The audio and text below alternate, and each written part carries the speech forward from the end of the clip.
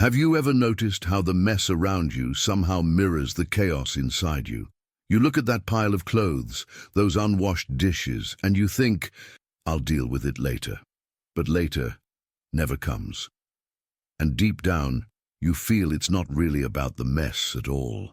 Carl Jung once said that what we resist doesn't just disappear, it grows in the shadows of our psyche.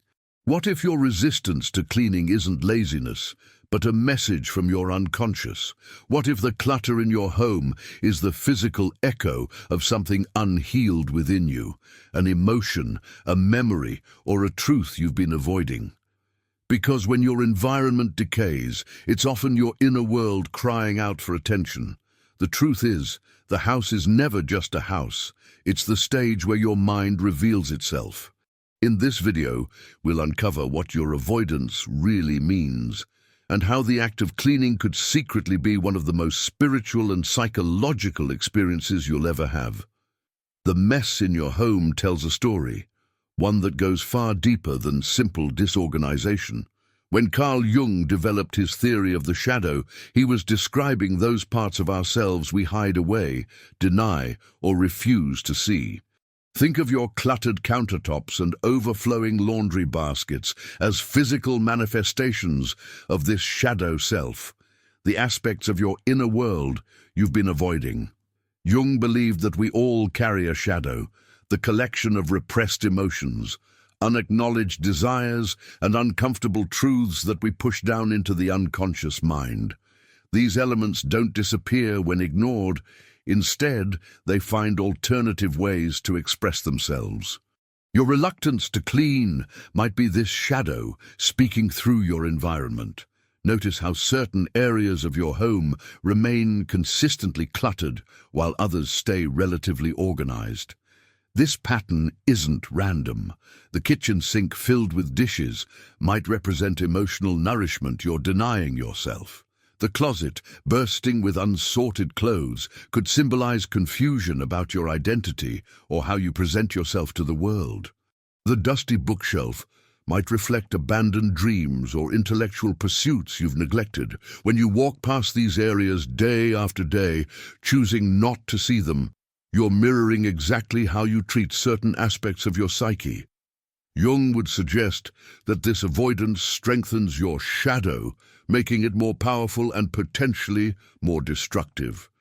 The longer you ignore both your physical mess and your psychological shadow, the more energy they demand from you. This explains the peculiar exhaustion many feel in cluttered spaces. It's not just the visual overload, it's the constant unconscious work of keeping your shadow at bay. Each item out of place serves as a reminder of something unresolved within you. The mental energy spent avoiding these reminders drains your psychological resources, leaving you feeling tired and unmotivated, which in turn makes you even less likely to clean. Think about your emotional response when someone mentions cleaning or suggests helping you organize. Do you feel defensive, ashamed, angry? These reactions are important clues. Jung would interpret them as your shadow being threatened with exposure. When we react strongly to something so seemingly mundane as cleaning, deeper psychological material is being activated. The shadow isn't entirely negative, though. Jung believed it also contains vital energy and creative potential. Your messy spaces might be protecting parts of yourself that need expression rather than tidying. The art supplies scattered across your desk represent creativity seeking an outlet. The unfinished projects stacked in corners contain sparks of inspiration waiting to be rekindled. By acknowledging the shadow in your mess, you take the first step towards psychological integration. Jung called this process individuation, becoming whole by bringing unconscious elements into consciousness. When you finally decide to clean that long-neglected area, you're not just organizing physical objects, you're beginning to organize your inner landscape. Cleaning becomes a form of active meditation, where each item you touch presents an opportunity for psychological insight. The old sweater you can't part with despite never wearing it, What memory or identity does it represent? The stack of unread books. What knowledge are you simultaneously drawn to and avoiding? The drawer full of miscellaneous items that don't belong anywhere else. What parts of yourself have you categorized as miscellaneous rather than giving them proper attention? Understanding the shadow aspect of your mess doesn't mean you should immediately transform into a cleaning enthusiast. Instead, it invites you to approach your space with greater awareness. The goal isn't perfectionism, but consciousness, seeing the connection between your outer environment and your inner world. When you acknowledge this connection, cleaning shifts from a dreaded chore to a meaningful ritual of self-discovery and integration. If you feel ready to dive deeper into your own mind and balance both your light and shadow, explore the Sim Method ebook. It's a practical guide that helps you awaken your inner strength in just 5 minutes a day. The link is waiting for you in the first pinned comment. Jung understood that the human psyche constantly seeks balance between opposing forces. In his analytical psychology, this principle of enantiodromia, the tendency of things to turn into their opposites, explains why excessive order eventually creates chaos, and why chaos ultimately yearns for order. This same dynamic plays out visibly in your living space, offering profound insights into your psychological state. Your relationship with cleaning reveals your relationship with control. Those who maintain rigid cleaning schedules might be compensating for feelings of internal chaos or uncertainty. Their immaculate homes provide an illusion of control in a world that often feels unpredictable. Conversely, those who live in perpetual disorder might be unconsciously rebelling against external demands for perfection or expressing a creative mind that thrives in less structured environments. Jung identified archetypal patterns in human behavior, and your cleaning habits activate several of these primal images. The Great Mother archetype appears in those who create nurturing, well-maintained spaces that comfort and protect. The trickster emerges in the person whose home exists in creative disarray, challenging conventional standards. The hermit manifests in minimalist tendencies, reducing possessions to only what truly matters. Consider how your cleaning patterns shift during different emotional states. During anxiety, you might clean obsessively or avoid cleaning entirely. After heartbreak, your space often reflects your emotional processing, either purging reminders of the relationship or preserving them exactly as they were. These reactions aren't simply practical responses, they're symbolic acts that help you process psychological material. The collective unconscious that Jung described, that reservoir of shared human experience, contains universal attitudes toward order and cleanliness. Cultural expectations about home maintenance aren't arbitrary, but reflect deeper psychological needs for boundary setting and ritual purification. When you feel shame about your messy home, you're experiencing the tension between your individual patterns and these collective expectations. Jung emphasized that true psychological health comes not from eliminating shadow elements, but from integrating them consciously. Applied to your living space, this means neither obsessive cleanliness nor complete disorder represents wholeness.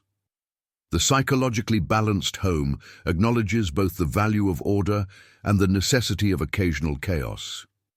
It contains spaces for both structure and spontaneity, reflection of both your conscious priorities and unconscious needs. This balance differs for each person. Your optimal state of order depends on your psychological makeup. Introverts often need more ordered spaces to compensate for rich internal worlds, while extroverts might tolerate more external stimulation.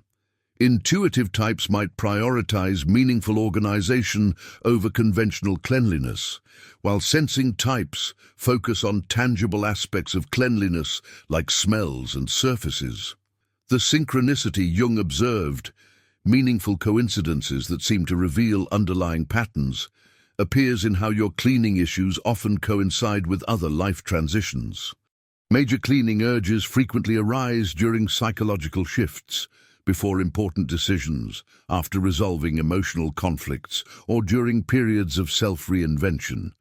These aren't random correlations, but reflections of inner transformation seeking external expression. Your resistance to cleaning particular spaces often points to unacknowledged psychological work. The spare room filled with unsorted belongings might represent aspects of your identity you haven't integrated. The basement accumulating dust might symbolize unconscious material you're reluctant to explore. By noticing which cleaning tasks you consistently avoid, you gain insight into which psychological territories remain unexamined. Understanding this psychological dimension doesn't remove the practical need for maintenance, but enriches it with meaning. Cleaning becomes less about meeting external standards and more about creating a physical environment that supports your psychological well-being. It transforms from a mundane chore into a practice of self-awareness, a concrete way to observe how your inner life manifests in your outer world. This awareness allows you to approach cleaning with greater intentionality. Rather than cleaning out of obligation or avoiding it out of resistance, you can engage with your space as a reflection of your psychological journey, acknowledging both the order and chaos necessary for growth, both the structure that supports you and the creative disorder that challenges you to evolve. When you step over that pile of clothes for the 10th time this week, you're not just avoiding a chore, you're engaging with ancient psychological patterns that Carl Jung identified as archetypes, universal symbols that reside in what he called our collective unconscious. These primordial images aren't just abstract concepts, they actively shape how you interact with your physical space, especially when it comes to cleaning. The mother archetype, representing nurturing and care, is often expressed in how we maintain our living spaces. When this archetype becomes distorted or unbalanced, your relationship with cleaning transforms accordingly. Some people compulsively clean as a way to embody the perfect mother, creating a spotless nest that reflects ultimate care and protection. Others resist cleaning as an unconscious rebellion against this archetypal expectation, particularly if their early experiences with maternal figures included rigid demands for order that felt suffocating rather than nurturing. The shadow archetype plays an especially powerful role in your resistance to cleaning. Jung defined the shadow as those aspects of yourself you've rejected or denied, the parts that don't fit your conscious self-image. Your messy kitchen might represent undeveloped creative potential, while those unsorted papers might symbolize decisions you're avoiding in other areas of your life. Each neglected space contains symbolic meaning that your conscious mind would rather not confront. Consider how the hero archetype influences your cleaning behavior. The hero's journey involves facing challenges, overcoming obstacles, and ultimately transforming both themselves and their world. When you consistently avoid cleaning, you may be refusing the hero's call to action in your own life, declining the opportunity to transform chaos into order, to bring meaning to what feels overwhelming. The mountain of laundry becomes the dragon you're unwilling to face, the dishes, the obstacle you continuously circumvent. The trickster archetype emerges in those who maintain chaotic spaces as a form of rebellion against conventional expectations. If society and family value order and cleanliness as virtues, the trickster within might delight in subverting these norms. Your messy home becomes a statement against conformity, a declaration that you follow your own rules rather than external standards. This can feel liberating, but often masks deeper issues with authority and self-regulation. Jung believed that the wise old man or wise woman archetype represents inner wisdom and self-knowledge. When this archetype is underdeveloped, you might lack the perspective to understand how your environment affects your psychological well-being. You fail to recognize that outer disorder both reflects and reinforces inner confusion. The wisdom that could help you create meaningful order remains inaccessible, buried beneath the clutter of unprocessed emotions and experiences. The persona, the mask we wear to meet social expectations, often conflicts with our authentic needs regarding our living spaces. Many people maintain pristine front rooms for visitors while hiding chaotic bedrooms or stuffed closets. This split reflects a fragmented relationship with the self archetype, which seeks wholeness and integration. Your home's public and private spaces tell a story about which aspects of yourself you're willing to acknowledge and which remain hidden, even from you.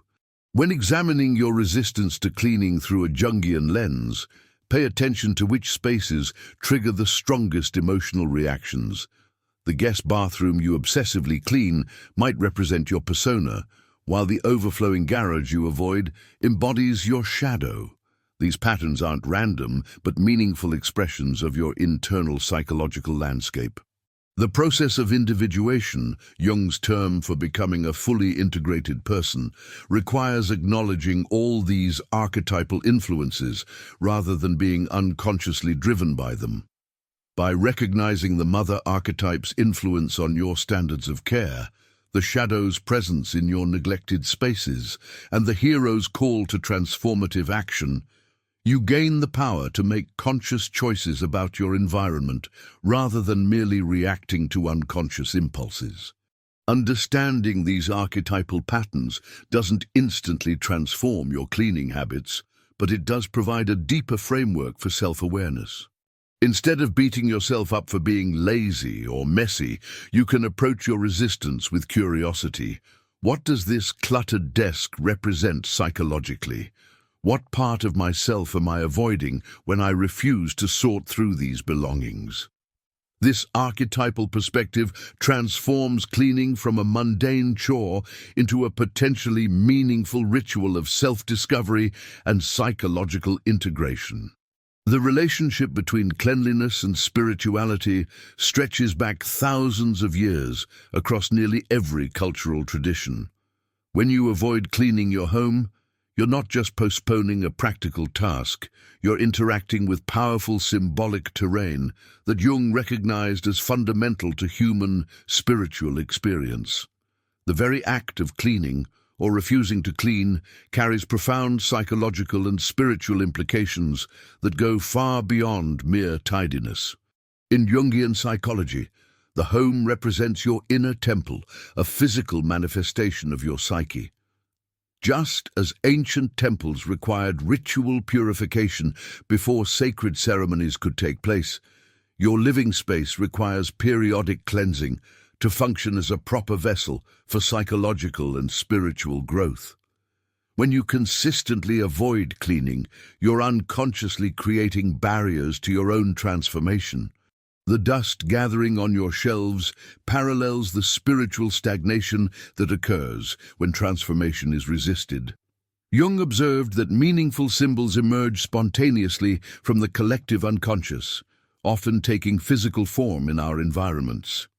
Your cluttered spaces aren't random accumulations, but symbolic statements about your current psychological state.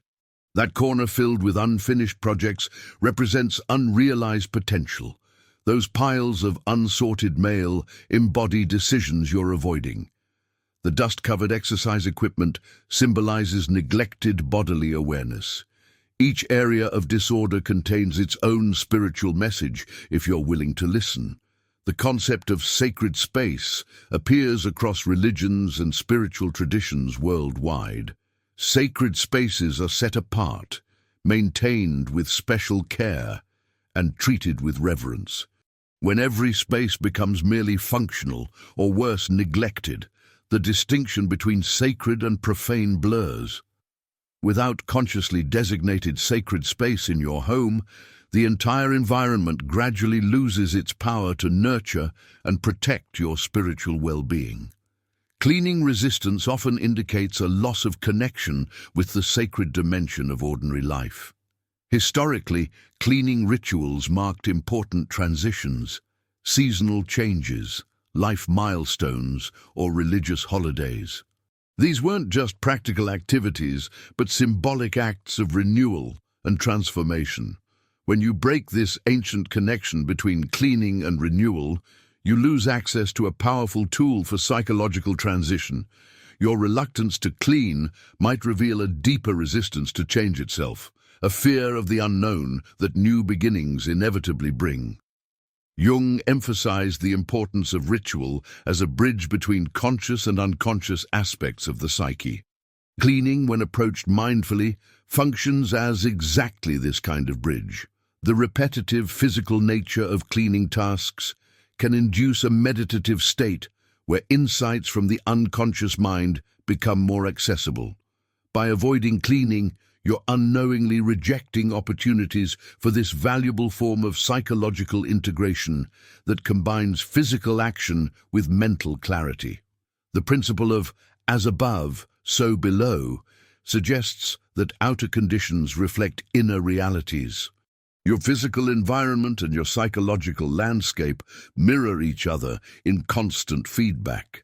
A chronically messy space doesn't just result from inner chaos, it reinforces and perpetuates that chaos. Each time you choose not to clean, you're unconsciously affirming that the current state of disorder is acceptable, which makes psychological transformation more difficult. Breaking this cycle often requires addressing both the external mess and the internal resistance simultaneously. Jung recognized that meaningful coincidences, what he called synchronicities, often emerge during transitions or periods of psychological growth. These moments of alignment between inner and outer worlds become more frequent in spaces that are consciously maintained. A cluttered, neglected environment obscures these subtle connections, making it harder to recognize the meaningful patterns unfolding in your life. Cleaning resistance might actually be resistance to the clarity that would allow you to perceive these synchronistic patterns. The archetype of rebirth features prominently in Jung's understanding of psychological development. Each significant growth period involves a symbolic death and rebirth, letting go of old patterns to make space for new ones.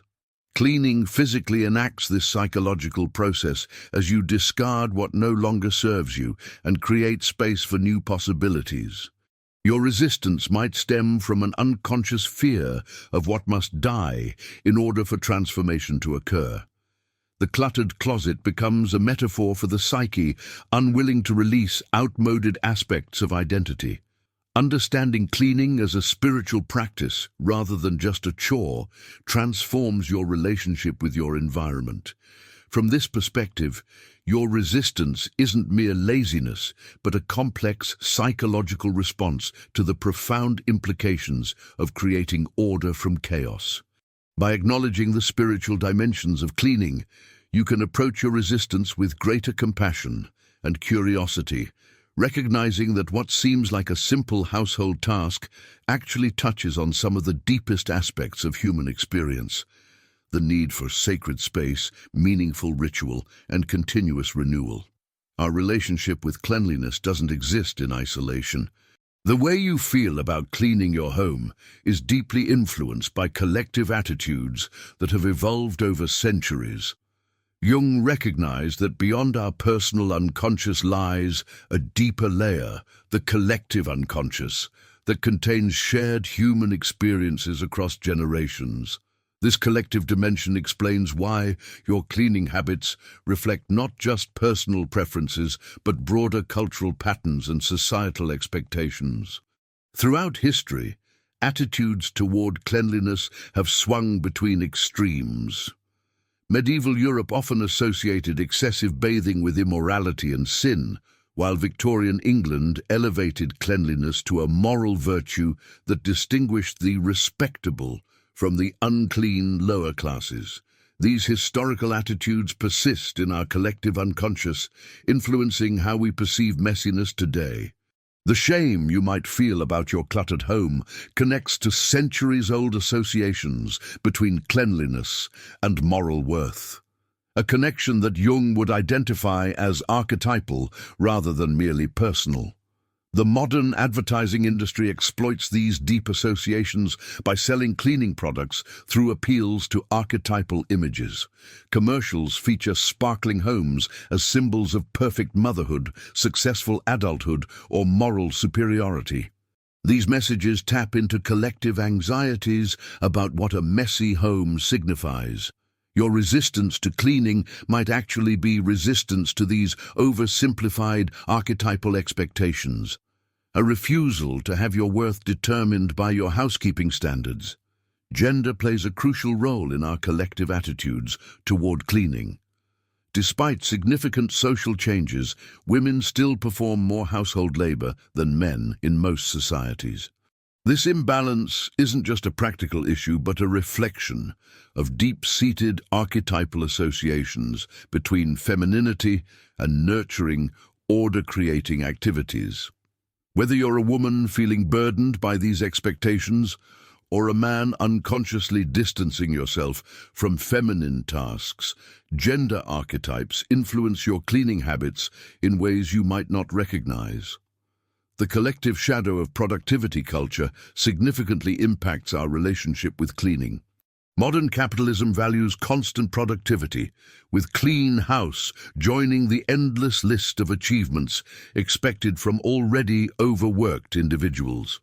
Your cluttered home might represent an unconscious rebellion against the collective delusion that humans should function like machines, productive every moment. The untidy living room becomes a silent protest against a society that measures human worth through visible accomplishment. Consumer culture contributes to cleaning difficulties through the collective worship of acquisition. Advertisements constantly promote buying as the path to fulfillment, yet rarely address what happens to all these possessions afterward. The resulting accumulation creates environments that become increasingly difficult to maintain. Your struggle with cleaning may reflect this collective contradiction, living in a society that encourages constant acquisition while simultaneously expecting pristine, minimalist spaces. Social media has introduced new collective pressures by showcasing idealized, perfectly organized homes. Platforms like Instagram and Pinterest present cleaning not just as maintenance, but as aesthetic achievement. These curated images create new archetypal ideals that seem attainable but require resources, time, and skills most people lack. Your resistance might be a healthy rejection of these unrealistic standards that Jung would identify as modern manifestations of age-old perfectionist archetypes. Class dynamics significantly influence our collective relationship with cleanliness. Historically, having a clean home despite working long hours was a point of pride for working-class families, while the wealthy displayed their status through homes maintained by others' labor. These class-based attitudes persist in our collective unconscious. Your cleaning habits might unconsciously align with or rebel against the cleaning expectations associated with your socioeconomic background or the class status to which you aspire. Cultural differences in cleaning practices reveal the collective nature of our attitudes. Some cultures emphasize daily sweeping as spiritual practice. Others focus on seasonal deep cleaning as community ritual. These variations demonstrate that cleaning standards aren't universal, but culturally determined. Your own background contains implicit messages about what constitutes clean enough that may conflict with standards in your current environment, creating tension that manifests as resistance. Jung would suggest that becoming conscious of these collective influences is essential for developing a healthier relationship with cleaning. When you recognize how advertising, gender expectations, productivity culture, and class dynamics shape your attitudes, you gain freedom to choose which aspects to accept and which to reject. This awareness allows you to develop cleaning habits that authentically reflect your values, rather than unconsciously reacting to collective pressures, transforming cleaning from a burden into an opportunity for conscious self-expression. The journey toward a healthier relationship with cleaning isn't about becoming a perfect housekeeper, According to Jung, true psychological growth comes through integration, acknowledging both the order-creating and chaos-tolerating aspects of your nature. This final stage of understanding your cleaning resistance focuses on finding balance rather than achieving perfection, creating meaning rather than just cleanliness. Integration begins with self-acceptance. Jung emphasized that psychological health comes not from eliminating shadow elements, but from bringing them into consciousness. Applied to cleaning, this means acknowledging your natural tendencies without judgment. Some people thrive in minimal environments, while others need creative disorder. Neither is inherently superior. What matters is conscious choice rather than unconscious compulsion. When you accept your authentic preferences, cleaning becomes an expression of self-care rather than conformity to external standards. Meaningful cleaning involves ritual and intention. Jung recognized the psychological power of ritual as a bridge between conscious action and unconscious meaning. Simple practices transform mundane cleaning into significant acts. Lighting a candle before beginning, expressing gratitude for possessions as you organize them, or setting an intention for the energy you want in a freshly cleaned space. These small additions acknowledge cleaning's symbolic dimensions, connecting physical actions to psychological renewal. The concept of clean enough represents a crucial middle path between perfectionism and neglect. Jung advocated for balance rather than extremes, suggesting that psychological health lies in finding the middle ground between opposing tendencies. With cleaning, this means determining what level of order actually supports your well-being, rather than pursuing an impossible ideal or abandoning standards altogether. This balanced approach honors both your need for functionality and your limited time and energy. Cleaning as meditation offers a powerful integration practice. Jung valued activities that engage both body and mind, recognizing their ability to unite conscious and unconscious aspects of the self. When you clean mindfully, focusing completely on the sensory experience of each movement, you create a form of moving meditation. This approach transforms resistance into presence, making cleaning an opportunity for psychological integration rather than just another task to complete. The timing of cleaning carries psychological significance. Jung observed that humans naturally move through cycles of activity and rest, productivity and receptivity. Respecting these rhythms means cleaning when your energy naturally supports it, rather than forcing yourself against internal resistance. This might mean breaking tasks into small sessions when energy is high, rather than attempting marathon cleaning when depleted. Aligned timing reduces resistance and honors your psychological needs. Creating designated spaces for different aspects of self supports integration. Jung's concept of individuation involves acknowledging all facets of personality rather than identifying only with certain traits. Your home can physically express this integration through areas that honor different needs, orderly spaces for focus, creative zones where some chaos is permitted, restful areas kept deliberately minimal. This approach recognizes that different activities require different environments, allowing your full personality expression. The objects in your home carry psychological significance beyond their practical function. Jung emphasized the importance of meaningful symbols in psychological development. When cleaning, pay attention to your emotional response to different possessions. Objects that evoke positive feelings support psychological well-being, while those triggering negative emotions often represent unresolved issues. True integration means surrounding yourself with items that authentically reflect your values rather than accumulating based on unconscious impulses.